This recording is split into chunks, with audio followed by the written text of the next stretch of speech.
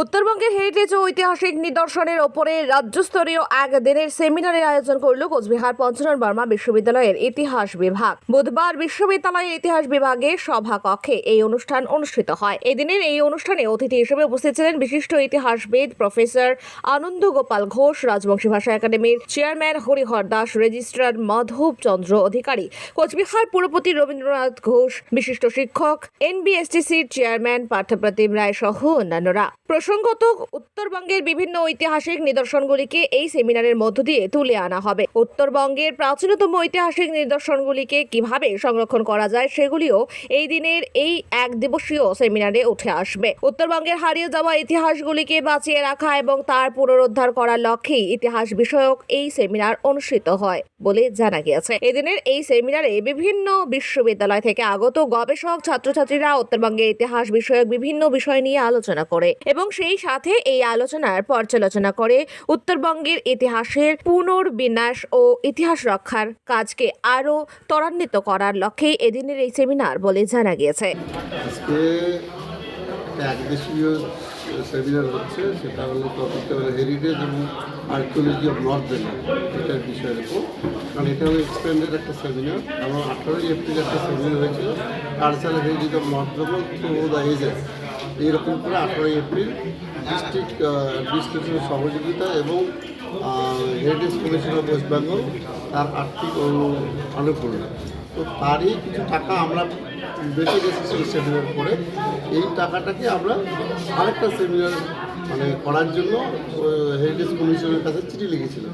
তো heritage commission বলছে যদি কোনো ফান্ড দরকার না পড়ে, ওই টাকা দিয়ে হয় তাহলে আপনি করতে পারবেন। সেই পারমিশন নিয়ে আজকে আমাদের সেকেন্ড এক্সটেন্ডেড সেমিনার, সেটার নাম দেওয়া হয়েছে হেরিটেজ এবং আর্কিওলজি অফ নর্থ বেঙ্গল। তো এই অনুষ্ঠানটা একদিকে করা হয়েছে। এবারে টেকনিক্যাল আলাদা করা হয়েছে। আমরা গোটা নর্থ বেঙ্গল জুড়ে যে সমস্ত বিদগ্ধ ব্যক্তিগণ এই কালচারাল হেরিটেজ এবং আর্কিওলজি নিয়ে আলোচনা করছেন এবং অনেক বইপত্র তারা লিখেছেন, তাদেরকে আমরা ইনভাইটেড স্পিকার হিসাবে ডেকেছি। যেমন দক্ষিণ দিনাজপুর থেকে ডক্টর সুমিত ঘোষকে ডেকেছি। ওনার এই বিষয়ে অনেক আলোচনা রয়েছে, অনেক বইপত্র রয়েছে, অনেক পুরস্কার রয়েছে। উত্তর দিনাজপুর থেকে ডক্টর বৃন্দাবন ঘোষকে ডেকেছি আমরা। আর মালদা থেকে ডক্টর সুস্মিতা সোমকে ডেকেছি। আর দার্জিলিং থেকে আমরা ডেকেছি ডক্টর দীনেশ রায়, উনি সাউথফিল্ড কলেজের প্রফেসর। উনি দার্জিলিং হেরিটেজ এবং আর্কিওলজি নিয়ে বলার কথা আছে।